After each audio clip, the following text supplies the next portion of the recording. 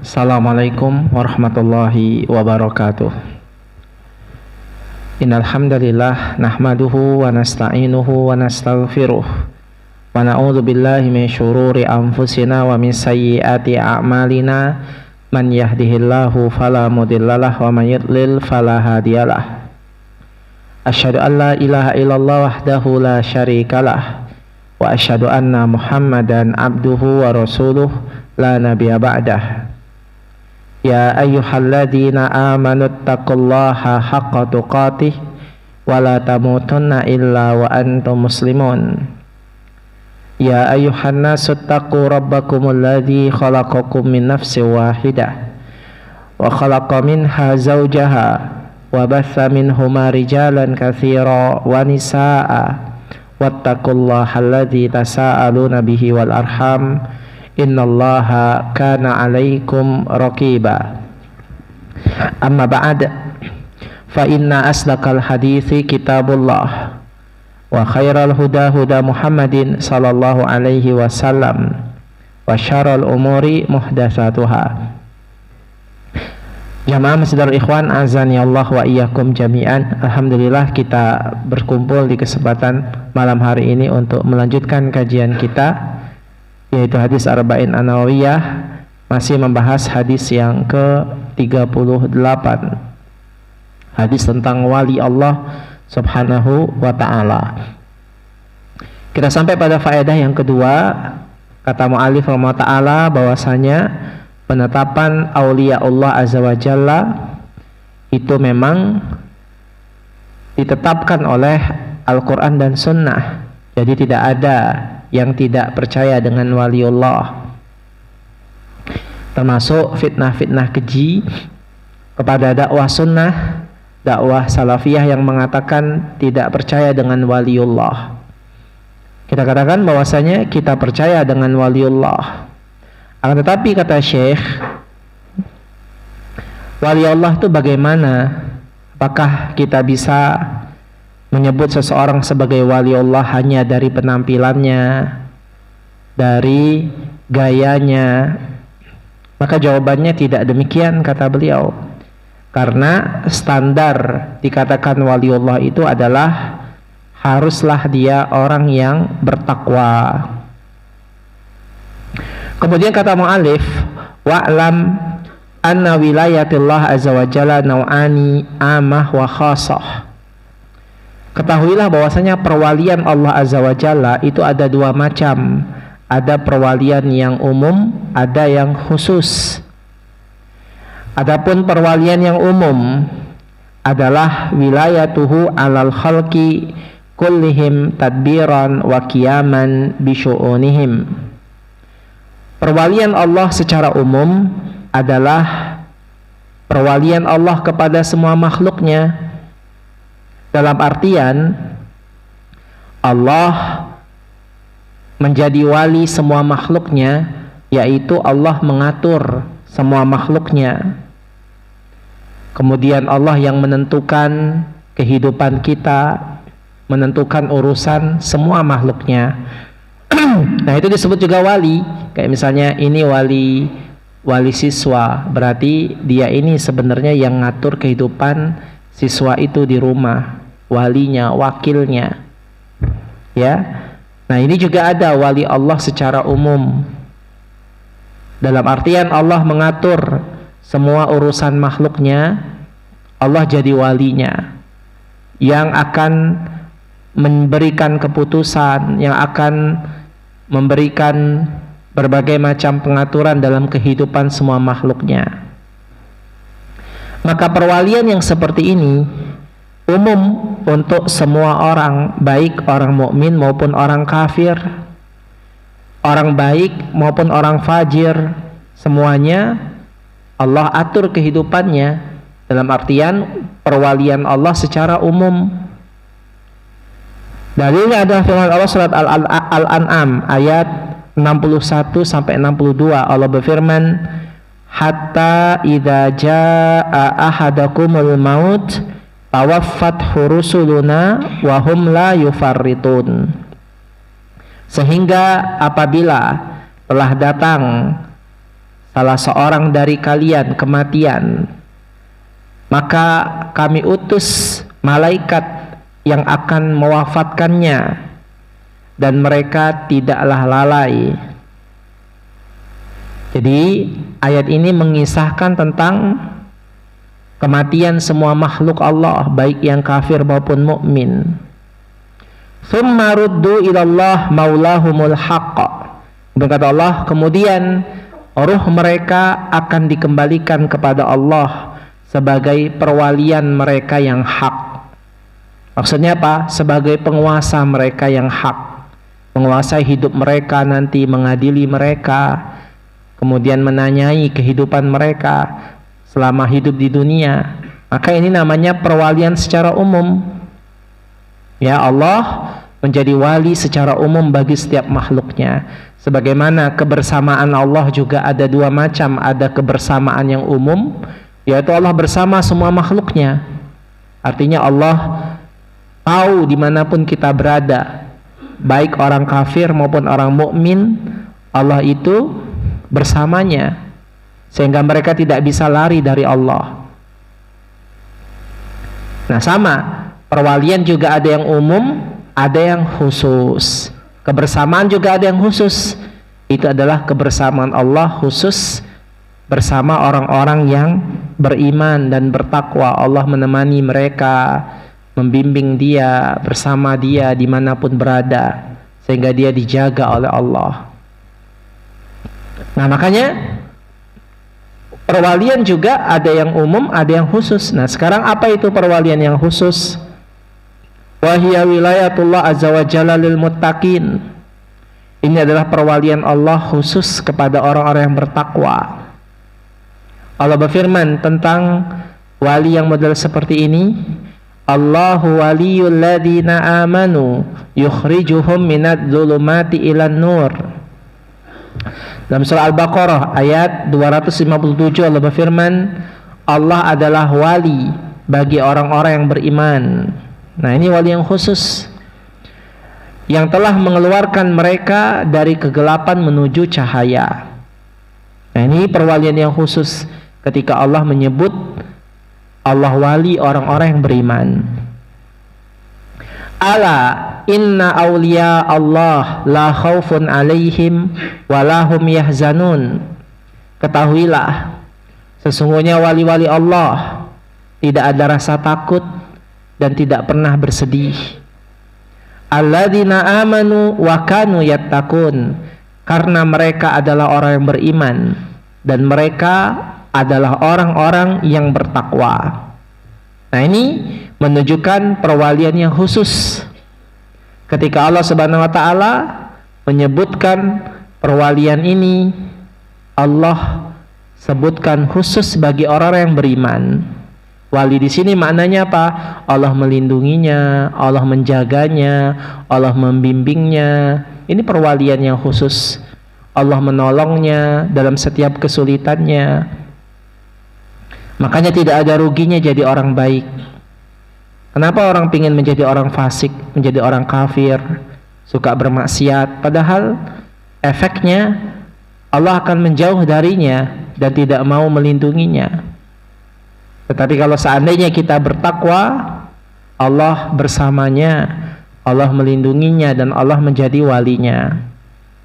Dan ikhwas sekalian, sekali lagi, semua kita punya potensi untuk menjadi wali Allah selama kita dekat dengannya dan selama kita bertakwa, selama kita istiqomah dalam beragama, gak naik turun. Kadang kalau siang bermaksiat, malam ngaji, ya besoknya bermaksiat, malamnya, ini nggak bisa, ya. Tapi istiqomah dari awal sampai akhir, maka dia akan menjadi waliullah. Ya, paling seandainya pun dia terjatuh dalam dosa, hanyalah dosa-dosa kecil. Baik, fa in qala qail, kalau seandainya ada yang berkata, hal fi subuti wilayatillahi ta'ala li syakhsin an yakuna wasitah bainaka wa bainallah fid du'a laka wa qada' hawaijika wa ma ashbahu dzalika. Kalau ada yang bertanya, Apakah ketika Allah menyebutkan adanya wali Allah kepada individu tertentu, sehingga kalau kita ngelihat ada orang soleh, kemudian dia berilmu, orang alim, ya, kelihatan kesolehannya, kemudian ketika dia meninggal dunia, apakah boleh kita jadikan dia sebagai wasilah antara kamu dan Allah dalam berdoa untuk menunaikan hajatmu dan yang semisalnya? Nah, ini kan seperti itu kan keyakinan orang, kalau sudah wali pokoknya seolah-olah dia adalah jalan menuju Allah. Kalau dia ada wali masih hidup dikultuskan, sudah mati kuburannya dikeramatkan. Kan sering seperti itu.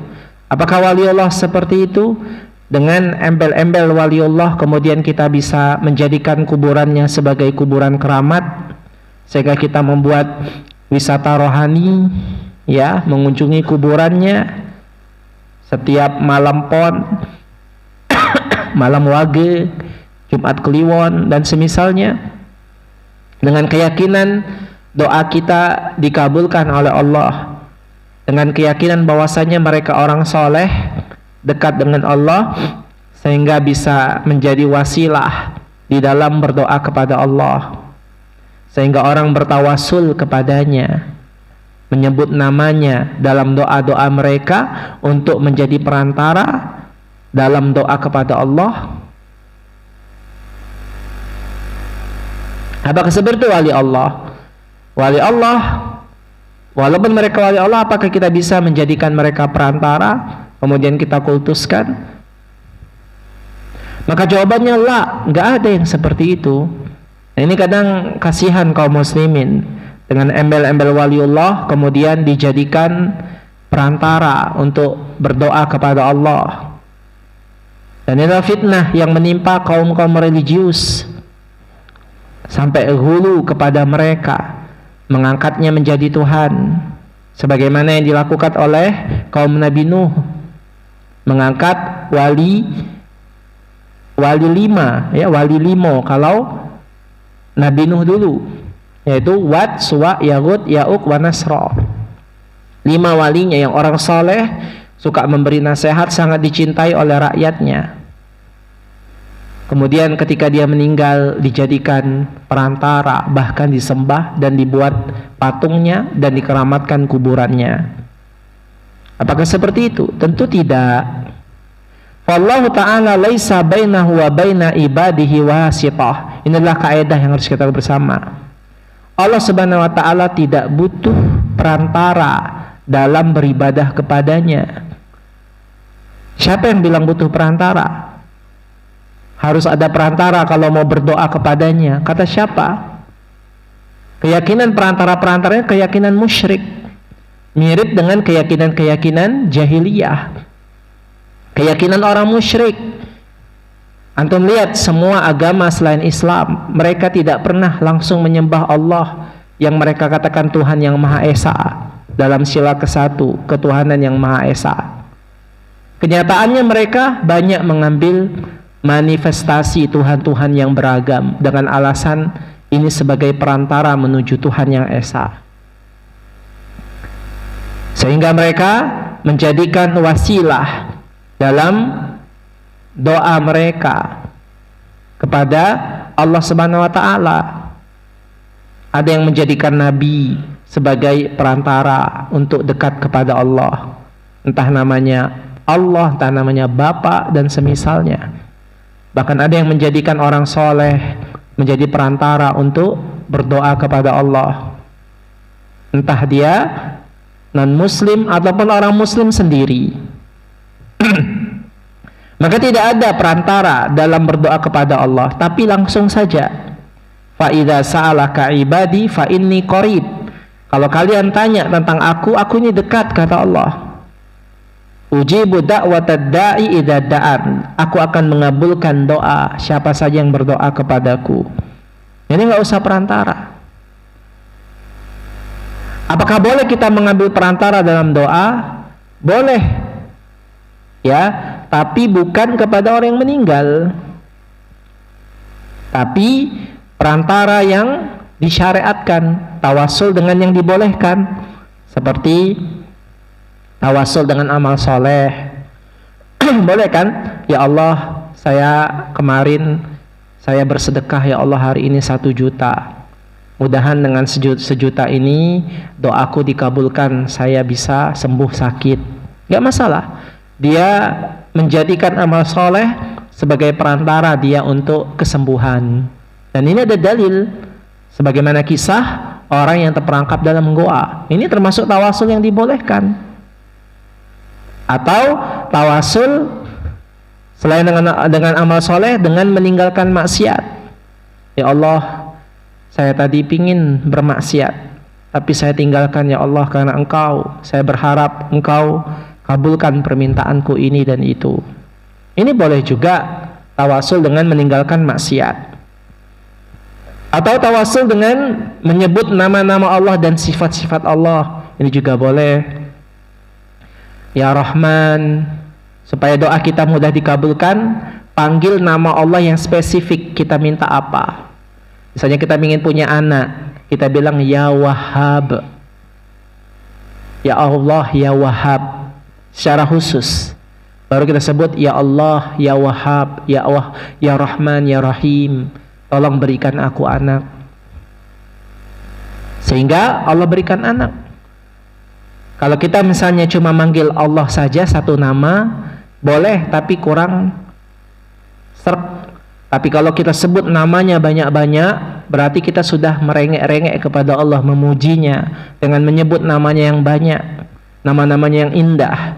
Ini membuat Allah segera mengabulkan doanya. Makanya Rasulullah SAW kalau berdoa, beliau menyebutkan semua nama Allah yang tidak disebutin satu persatu. As'aluka bikullismin huwalak sammaita bihi nafsak aw anzaltahu fi kitabik aw ista'sarta fi ilmil ghaibi indak. Nah, semua disebut. Ya Allah, aku meminta kepadamu dengan semua nama-namamu yang indah. Nah, semua disebut. Ya, yang Engkau berikan nama itu kepada dirimu, yang Engkau jelaskan nama-nama itu dalam Al-Quran dan Sunnahmu, atau yang Engkau simpan di ilmu ghaib indak, yang belum Engkau kabarkan, nanti dikabarkan kalau pas hari kiamat. Nah, jadi sebut nama, ini tuh wasilah yang diperbolehkan. Atau boleh kita minta doa kepada orang soleh, tapi dia masih hidup. Seperti misalnya kita ada orang soleh, ada ustadz tolong doain, titip doa orang yang lagi umroh, orang lagi haji, doain ya. Ini kan titip doa juga, ngambil perantara doa orang lain, tapi dibolehkan karena orang itu masih hidup dan bisa untuk melakukannya. Nah, jadi demikian ya. Walaupun kalau ditanya yang afdal mana, yang afdal adalah doa sendiri ya, yang afdal adalah sendiri, tapi boleh minta didoain sama orang yang kita yakin doanya bisa mengabulkan doa kita. Baik. Wa amal jahilun al-maghrurun fayakulun, orang-orang jahil yang tertipu, mereka mengatakan haula'i auliyaullah, mereka itu wali-wali Allah, mereka itu kuburannya keramat. Bahkan ada yang mengaku wali Allah, mewasiatkan kepada murid-muridnya, kalau saya mati tolong kuburan saya dikubur di masjid. Ini ngeri wasiatnya, sehingga sebagian kuburan itu ada di masjid-masjid pesantren, sebagian ya, apalagi ustadznya punya pesantren, kemudian dia mati ya dikuburkan di dekat masjidnya atau di area masjidnya, atau bahkan saya pernah lihat, saya lihat dengan mata kepala sendiri, ada masjid dalam kuburan. Saya kira itu nggak ada di dunia ini seperti itu. Kalau misalnya kuburannya itu di luar masjid, mungkin lah ya, banyak kita lihat masih di perkarangan. Misalnya nih masjid, kuburannya di depan, bukan Darul Ikhwan ya, kuburan Pasar Pagi. Kalau ini sudah terpisah, langsung ya, ini mihrab langsung kuburan. Berarti benar-benar ini benar-benar dalam masjid. Saya pernah ngeliat. Saya kira nggak ada yang kayak gitu. Ternyata ada. Saya lihat cuma di TV yang kayak gitu. Misalnya kayak di kuburan-kuburan keramat yang ada di Yaman, kemudian di Mesir, di Suriah. Coba kalian lihat, misalnya ada cerita jejak Rasul. Misalnya dulu nonton jejak Rasul, kita kan nggak ngerti. Klaim ini adalah nabi ini, Nabi Ilyas, Nabi Adam, Nabi apa-apa, nabi-nabi entah nabi siapa. Padahal kita nggak tahu itu nabi siapa. Karena tidak ada cerita tentang kuburan nabi-nabi kecuali beberapa hadis yang sahih. Seperti kuburan Nabi Muhammad SAW ada, jelas ada tempatnya di Madinah. Tapi beberapa kuburan-kuburan Nabi itu nggak ada cerita, cuma katanya. Bahkan yang unik, ada kuburan Husain di Bengkulu. Saya nggak ngerti, kok bisa kata saya, katanya kepalanya dibawa ke Bengkulu. Ada orang Bengkulu dari sini? Nggak ada ya? Kuburannya di Bengkulu. Itu saya, kuburan Husain kok di Bengkulu? Bahkan ikhlas sekalian ada kuburan di beberapa tempat sama namanya. Di Mesir ada kuburan Nabi ini, di Indo ada kuburan Nabi itu. Yang mana yang benar kuburannya? Berarti ini buatan-buatan manusia. Ya. Nah, jadi kuburan-kuburan itu tidak boleh dijadikan perantara dalam berdoa, termasuk kesyirikan. Kalau antum mau berdoa, berdoalah sama Allah langsung.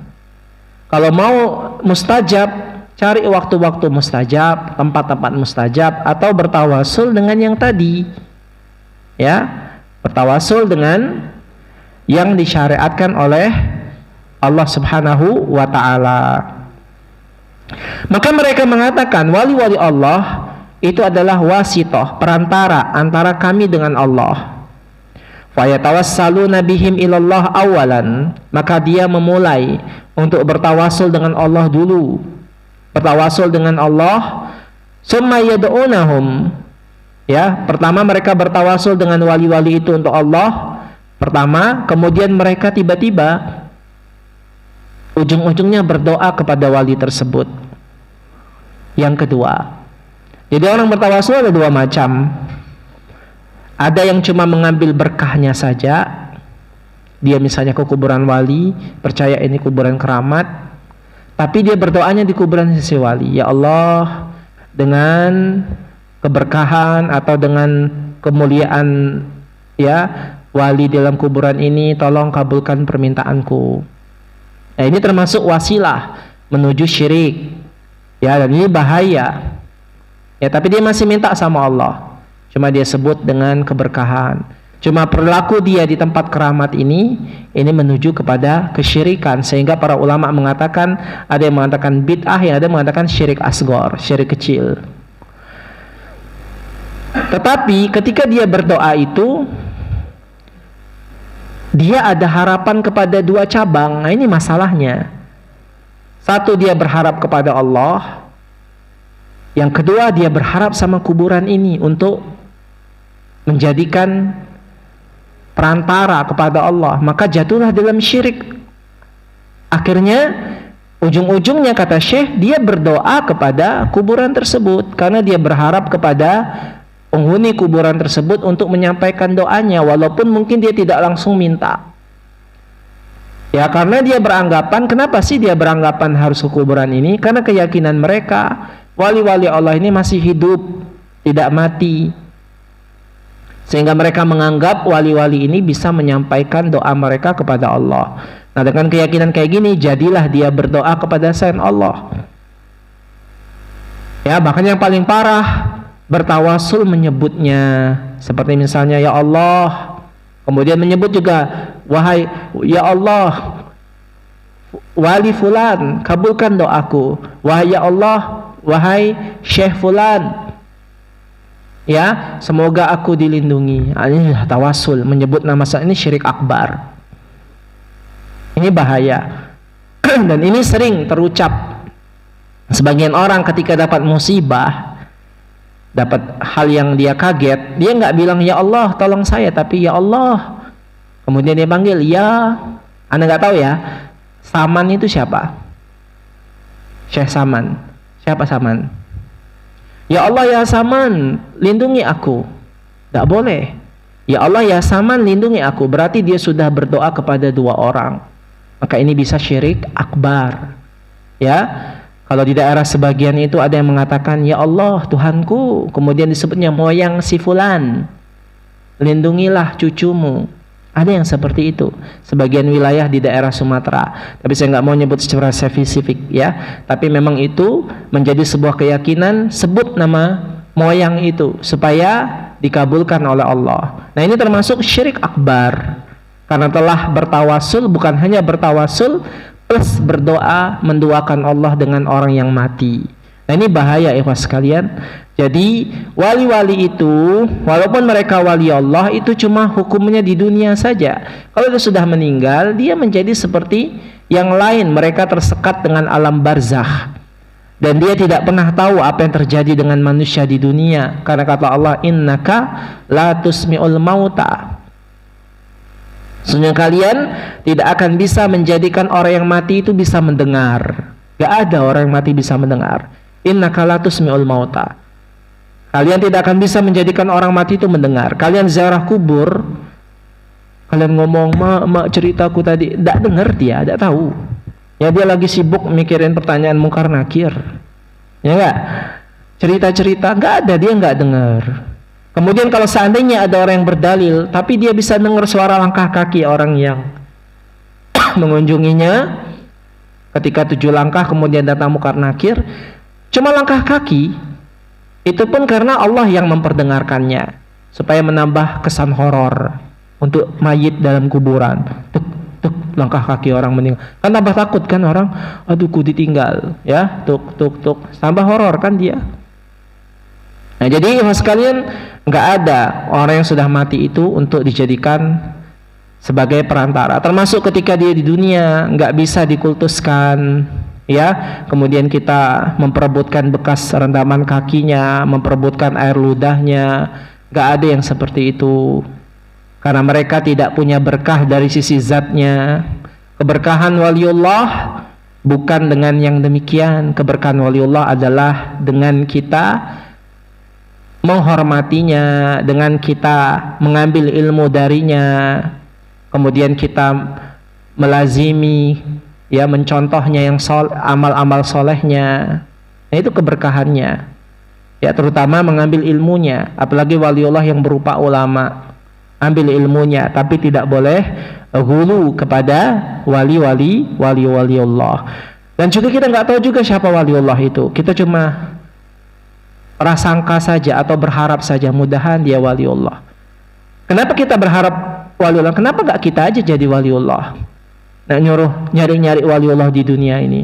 Kita bisa jadi waliullah, punya kesempatan dengan hadis ini, yaitu kita harus banyak beramal ibadah, termasuk amalan nawafil. Jangan cuma wajib saja, tapi nawafil, amalan sunnah. Tapi yang ketiga,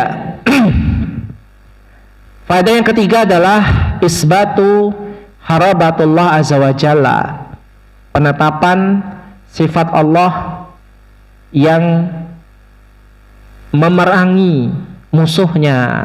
Nah, ini adalah diantara sifat Allah adalah Allah memerangi musuhnya. Dan ini bukan sifat aib.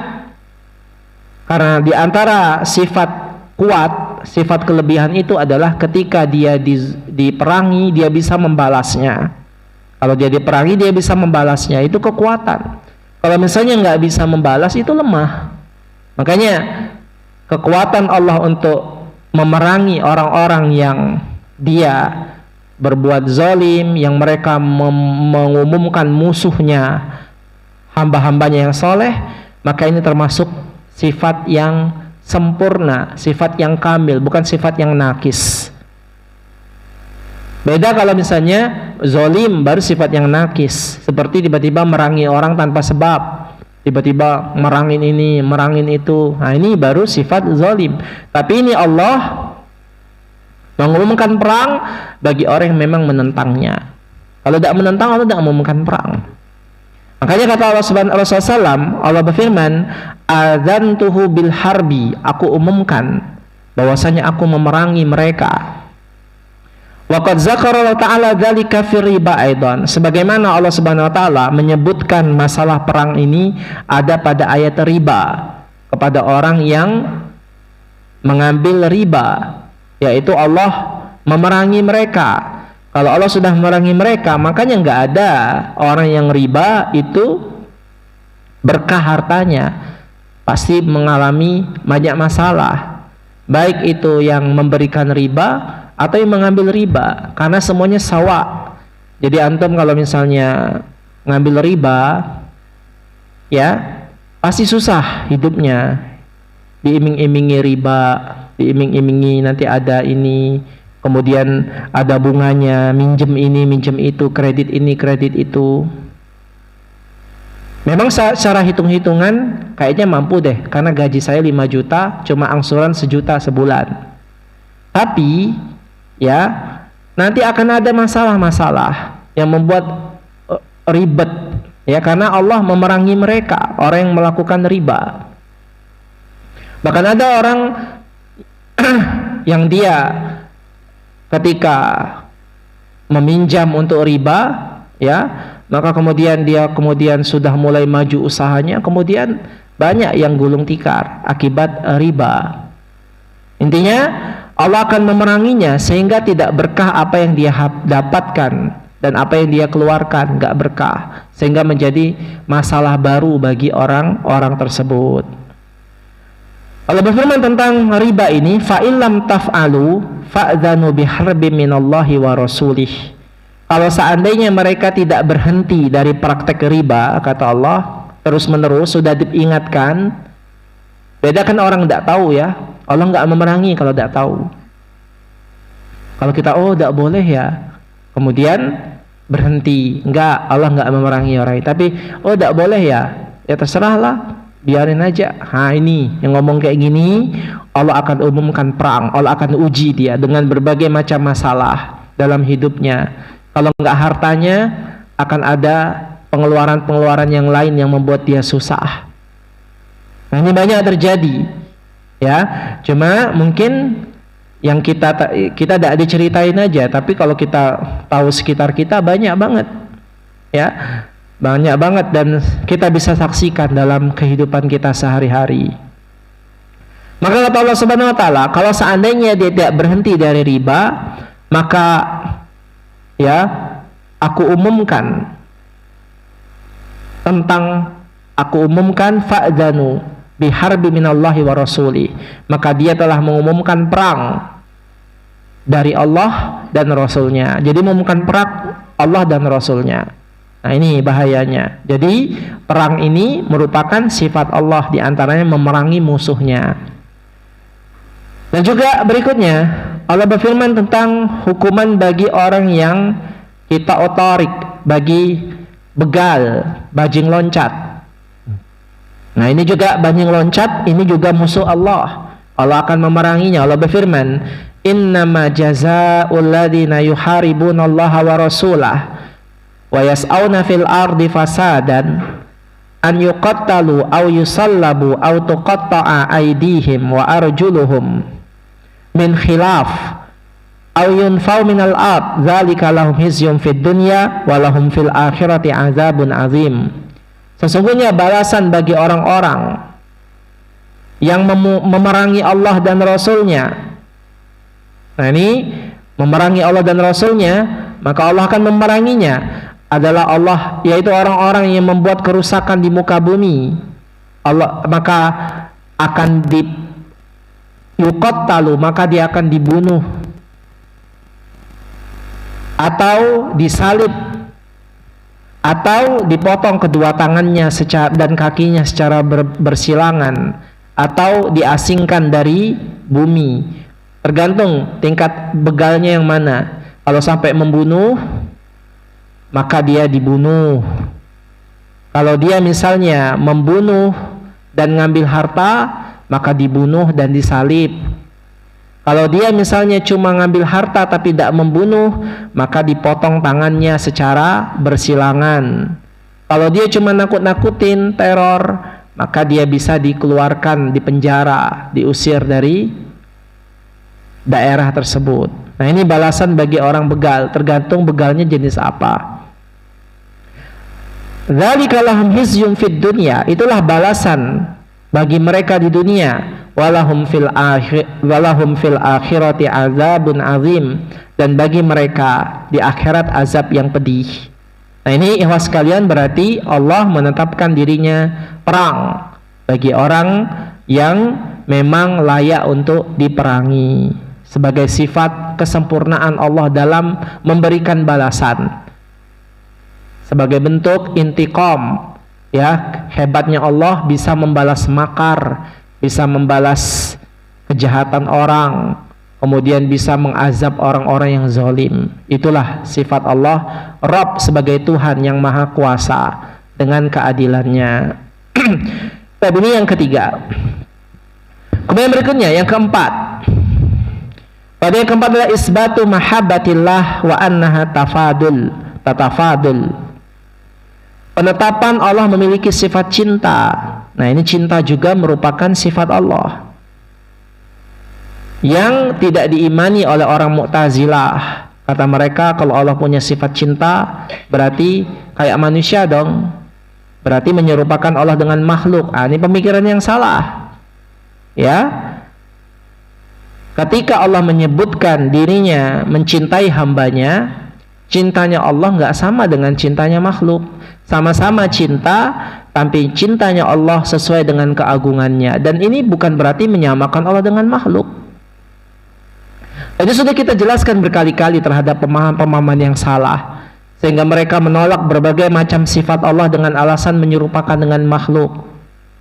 Yang nggak boleh itu adalah menyerupakan modelnya. Kalau sekadar sifatnya, yang namanya makhluk punya sifat, setiap yang punya wujud pasti punya sifat. Allah Subhanahu wa taala adalah pencipta segalanya. Bahkan dia wujud, ada sebelum kita semua ada, pasti ada sifat. Masa kita nolak sifat? Kalau misalnya ada sebuah wujud nggak ada sifat, berarti wujud itu tidak ada. Otomatis kamu itu tidak mengakui adanya Allah. Bagaimana mungkin sesuatu yang punya wujud nggak ada sifat? Pasti ada sifat. Hanya saja sifatnya berbeda dengan makhluk. Ya, sebagaimana Anda beriman Allah maha melihat dak? Katanya sama dia, Allah maha melihat dak? Iya dong, maha melihat. Nah, berarti samalah kamu menyerupakan Allah dengan makhluk, sama-sama melihat. Aku melihat, dia melihat, Allah juga melihat. Enggak dong. Nah, kamu kan bilang cinta tadi sama. Allah punya cinta, kita juga cinta. Tapi kan katanya melihatnya Allah kan berbeda dengan kita. Itulah maksudnya. Ya, cintanya Allah juga berbeda dengan cintanya kita. Jadi tidaklah kita tolak dengan cinta itu dengan ditakwil. Sehingga sebagian kelompok mereka mentakwil cinta ini dengan kehendak saja, iradah, bukan cinta. Jadi dia nggak ada sifat Allah cinta, karena cinta ini sifat makhluk. Ya, yang akidah Ahlussunnah wal Jamaah mengimani Allah itu punya cinta kepada hambanya, bahkan Allah punya benci. Allah benci kepada hambanya yang kufur. Dan cintanya Allah ini beragam-ragam. Cintanya sama kita juga Allah beragam-ragam. Cintanya sama antum, sama ini Allah beragam-ragam. Ada yang lebih cinta sama ini, ada yang cintanya sebatas ini. Dan ini sesuai dengan kadar cinta kita. Kalau mau tahu bagaimana Allah itu cinta sama kita, lihatlah cinta kita sama Allah. Bagaimana sih kita tahu bagaimana Allah cinta sama kita? Kita kalau misalnya ada unsur-unsur yang sifatnya untuk mendekatkan diri kepada Allah, kita bersegera atau kita lamban. Kalau kita bersegera, kita tamak untuk melakukan amal soleh, berarti kita cinta banget sama dia. Dan itulah Allah juga sama kayak kita. Tapi kalau kita misalnya jadikan dia sampingan, tidak fokus, kemudian cuma menjalankan kewajiban saja, sudah, yang penting kudak berdosa.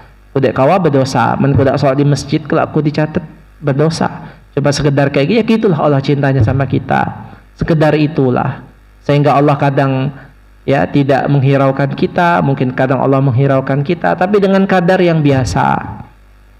Nah, Seperti itu. Sungguh kita sedih kalau seandainya Rob yang menciptakan kita cuma biasa-biasa aja sama kita. Itu tidak mau. Baik, kita bisa tahu Allah memiliki sifat cinta dari sabda Rasulullah SAW, wa ma taqarrabu ilayya abdi bi syai'in ahabbu ilayya mimma aftaradtu alaih. Bahwasanya seorang hamba senantiasa mendekatkan diri kepadaku dengan sesuatu amalan yang lebih aku cintai dari amalan wajibnya. Jadi ini menunjukkan Allah punya cinta, terutama cinta kepada orang-orang yang mereka tidak hanya mengerjakan amalan yang wajib, tapi juga mengerjakan amalan yang sunnah. Baik, berikutnya yang kelima, inna a'malas salihah tuqarribu ilallah azza wa jalla. Sesungguhnya amalan-amalan soleh itu bisa mendekatkan diri kita kepada Allah. Wal insan yash'uru hadza bi nafsihi idza qama bi ibadatillahi 'alal wajhil akmal minal ikhlas wal mutaba'ah wa hudurul qalbi ahassa bi annahu qaruba minallah azza wa jalla. Dan sebenarnya manusia itu sudah bisa merasakan loh pada dirinya masing-masing apakah Allah itu dekat sama dia. Pada kita ini sudah tahu diri kita masing-masing.